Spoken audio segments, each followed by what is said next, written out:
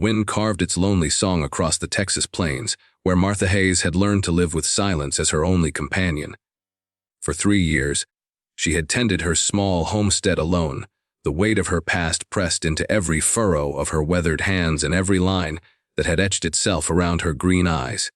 The ranch house stood like a monument to solitude, its windows reflecting nothing but endless sky and prairie grass that danced to rhythms she had long forgotten how to hear. She had not spoken to another soul in 8 months, not since old Pete Garrison had stopped by with supplies from town. Words had become foreign things to her, unnecessary tools that rusted in the silence of her days. Her voice had grown hoarse from disuse, emerging only in whispered prayers or the soft songs she hummed to her chickens as she scattered their feed each morning. The cattle knew her by her footsteps, the horses by the gentle touch of her calloused palms, and the land itself seemed to pulse in time with her solitary heartbeat.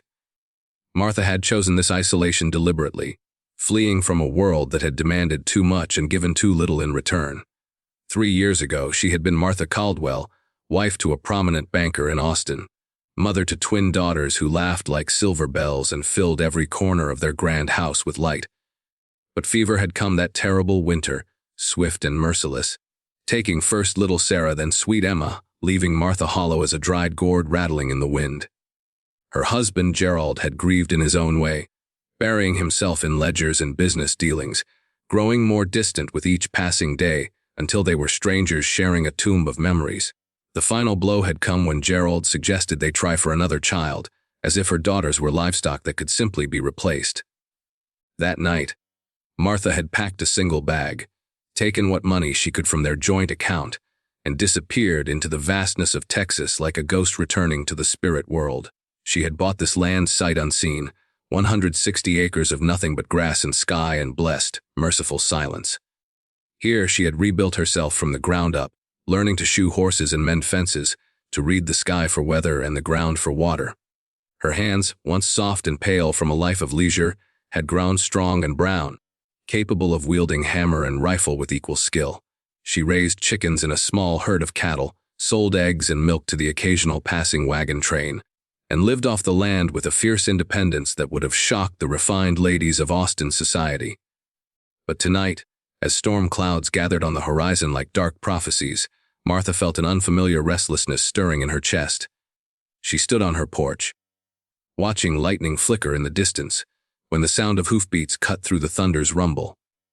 A rider approached through the gathering dusk, hunched against the wind, and Martha's hand instinctively moved to the shotgun that leaned against the porch railing. As the figure drew closer, she could see it was a woman, barely more than a girl, really, with long dark hair whipping behind her like a banner of distress.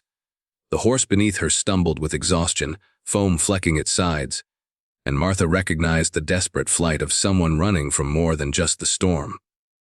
The rider pulled up at the gate, and in the fading light, Martha could see tear tracks cutting pale lines through the dust on the young woman's face. More shocking still was the bundle the stranger clutched against her chest, from which came the unmistakable sound of an infant's cry.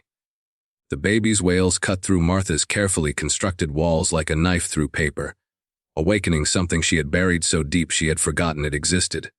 For a moment she stood frozen, her throat working soundlessly as emotions crashed over her like floodwater. The young woman slid from her horse with the bondless exhaustion of someone pushed beyond their limits. She approached the porch with hesitant steps, the crying baby pressed close to her heart, and when she looked up at Martha, her eyes held a desperation that transcended words. Martha found herself moving forward, her feet carrying her down the porch steps without conscious thought, drawn by the magnetic pull of that infant's cries. The stranger was perhaps 19 or 20, with the kind of beauty that spoke of mixed heritage, her skin golden in the lamplight, her dark eyes holding depths of experience that seemed too old for her years. Her dress was torn and travel-stained, and blood seeped through a makeshift bandage wrapped around her left arm. But it was the baby that held Martha's attention, a tiny thing with a shock of black hair and lungs that could wake the dead. Martha's voice, when it finally came, emerged as barely more than a whisper, rusty with disuse. The young woman introduced herself as Rosa Delgado, and through halting words mixed with Spanish and tears, she told her story. She had been married to a cruel man in a town 2 days' hard ride to the south, a man who beat her regularly and had threatened to sell their baby to pay his gambling debts. When Rosa had tried to leave, taking their child, her husband and his brothers had pursued her relentlessly across the prairie. Martha listened in silence, her eyes never leaving the baby, who had quieted somewhat in response to the gentle rocking motion Rosa provided. The infant was perhaps 3 months old, with Rosa's dark eyes and her father's strong chin, and when the child looked up at Martha, something long frozen in her heart began to crack. Without a word, Martha gestured for Rosa to follow her inside, away from the approaching storm and the dangers that pursued her. The house that had been a tomb of silence suddenly came alive with the sounds of life. Martha heated water for Rosa to wash, tended to the wound on her arm with gentle efficiency, and prepared a simple meal of beans and cornbread. Rosa ate ravenously, one arm always cradling her child, her eyes darting nervously toward the windows, as if expecting her pursuers to materialize from the darkness at any moment. As the storm broke over the ranch, rain lashing against the windows with violent intensity, Rosa told Martha more of her story. She had married young to escape poverty, only to find herself trapped in a different kind of hell. Her husband, Diego, was a man consumed by drink and gambling, who saw his wife and child as possessions to be used or discarded as his whims dictated. When he had lost heavily at cards and spoken of selling the baby to a childless couple in Mexico, Rosa had known she had to run. Martha found herself speaking more than she had in months, her voice growing stronger with each exchange. She told Rosa about her own flight from Austin, about the daughters she had lost and the silence she had embraced as both shield and prison. The baby, whom Rosa had named Isabel, seemed to sense the emotional currents flowing between the two women, her cries softening to small whimpers and finally to peaceful sleep. For 3 days, the storm raged with unusual fury, turning the prairie into a muddy sea and making travel impossible.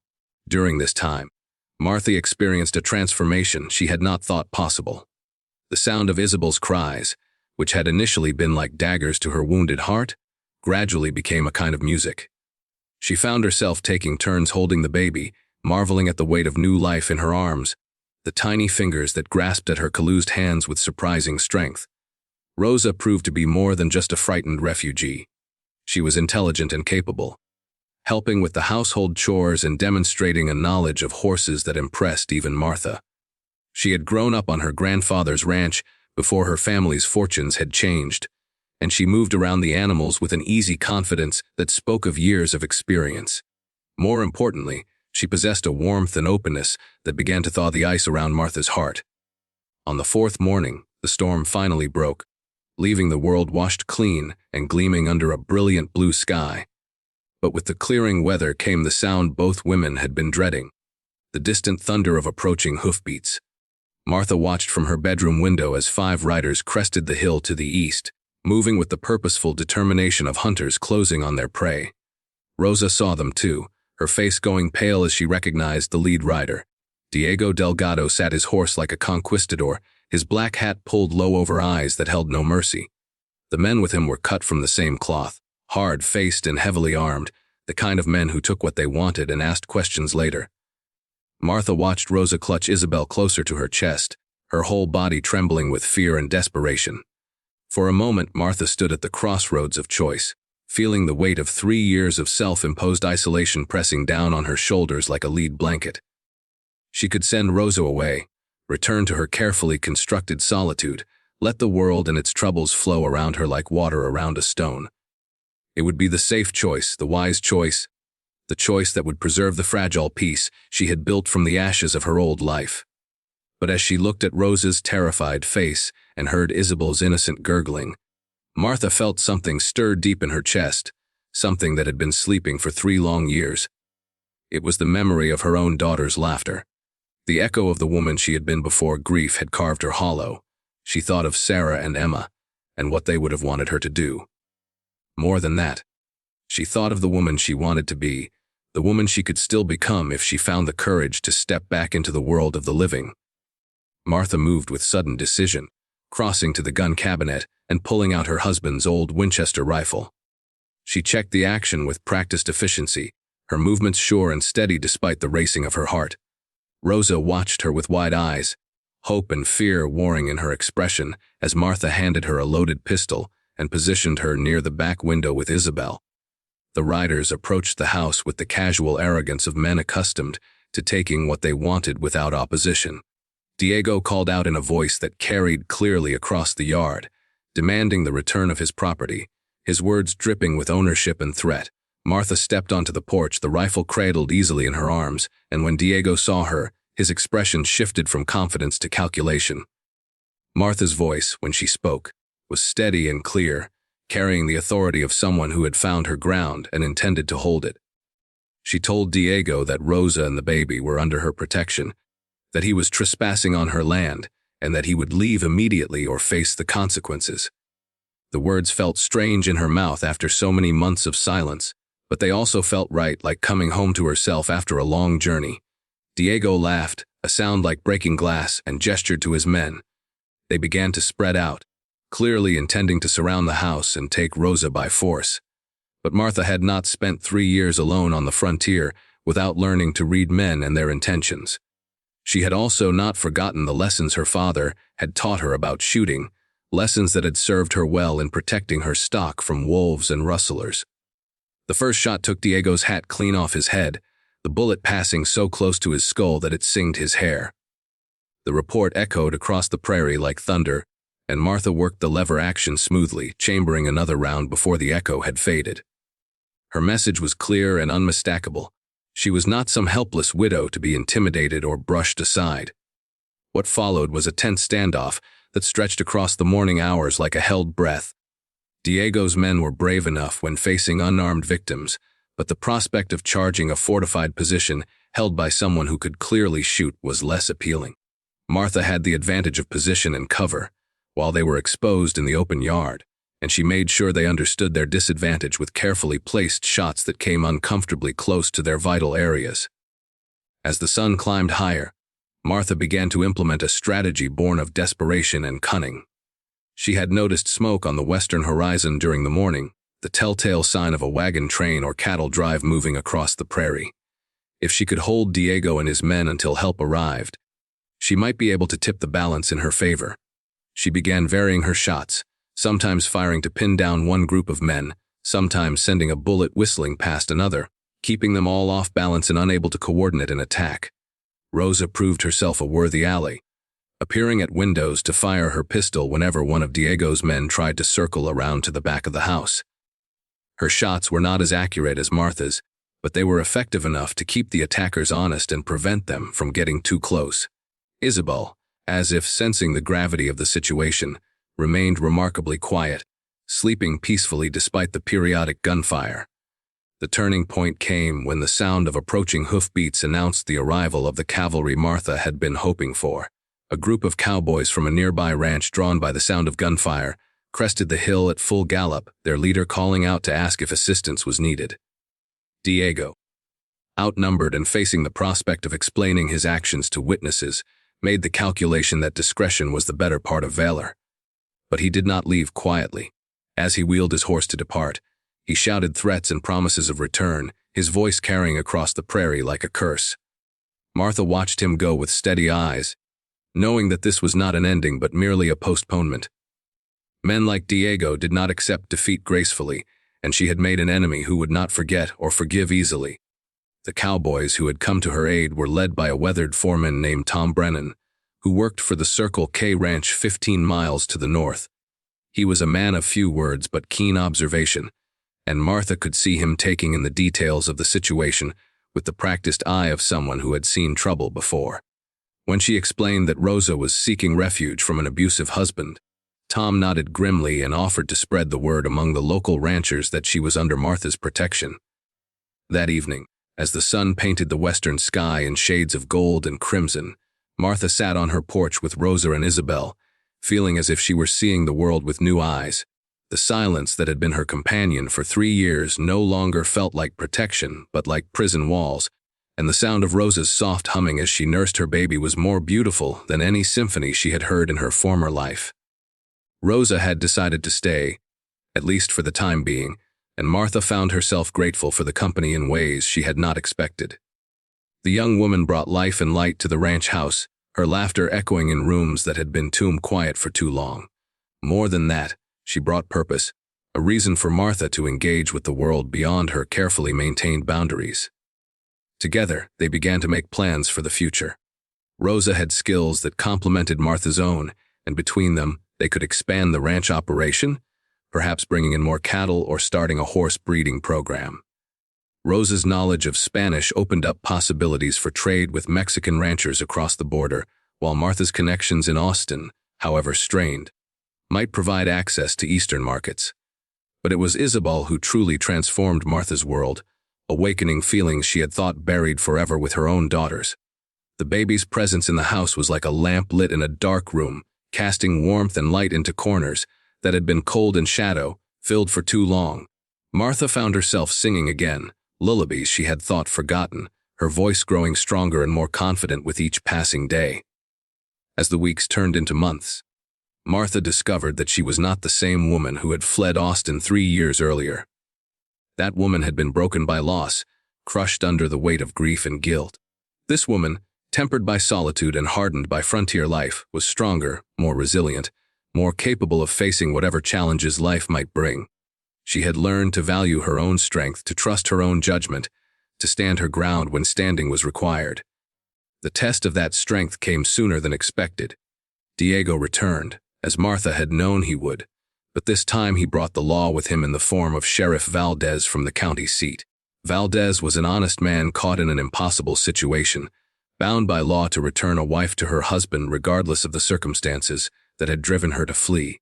But he was also a man with eyes, and he could see the fear in Rosa's face and the bruises that still shadowed her arms. Martha faced this new challenge with the same steady resolve she had shown during the armed confrontation. She had spent the intervening weeks researching legal precedents, writing letters to lawyers in Austin, building a case for Rosa's right to protection under territorial law. When Sheriff Valdez arrived with Diego, Martha was ready with documents and witnesses, testimony from the cowboys who had seen Diego's men threatening her property and her guests. The legal battle was complex and prolonged, involving questions of marriage law, territorial jurisdiction, and women's rights that were still being defined in the courts. But Martha had resources that Diego had not counted on, the respect she had earned from her neighbors, the connections she had maintained despite her isolation, and the fierce determination of a woman who had found her cause worth fighting for. The resolution, when it came, was both legal and practical. Rosa was granted a divorce on grounds of cruelty and abandonment, with custody of Isabel confirmed to her. Diego, faced with mounting legal costs and the disapproval of the community, agreed to the settlement in exchange for Rosa's promise never to return to his territory. It was not perfect justice, but it was justice enough, and it left Rosa free to build a new life without the shadow of fear hanging over her. In the spring of the following year, Martha stood once again on her porch, but this time she was not alone. Rosa worked in the garden she had planted near the house, Isabel playing at her feet among the bean rows, her delighted laughter carrying on the warm breeze. The ranch had prospered under their joint management, the cattle herd had grown, and they had acquired a reputation for raising some of the finest horses in the territory. More importantly, Martha had found her voice again, not just literally but metaphorically. She had become a voice for other women in similar situations, offering her ranch as a refuge for those fleeing domestic violence, providing legal assistance and practical support for women seeking to build independent lives. The network of assistance she had helped create stretched across 3 counties, a web of safe houses and supportive neighbors that had saved more than a dozen lives. The silence that had once defined her existence had been replaced by a different kind of peace, one built on connection rather than isolation, on engagement rather than withdrawal. She had learned that true healing came not from hiding from the world, but from finding her place within it, not from forgetting her losses, but from honoring them through service to others. As evening approached and the first stars appeared in the darkening sky, Martha reflected on the journey that had brought her to this moment.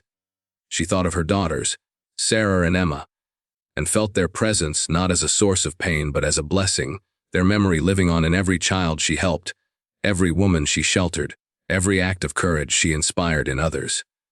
Rosa joined her on the porch, Isabel sleepy in her arms, and together they watched the sunset paint the prairie in shades of hope. The wind still sang its ancient song across the grassland, but now Martha heard it differently. not as a lament for what was lost, but as a celebration of what endured.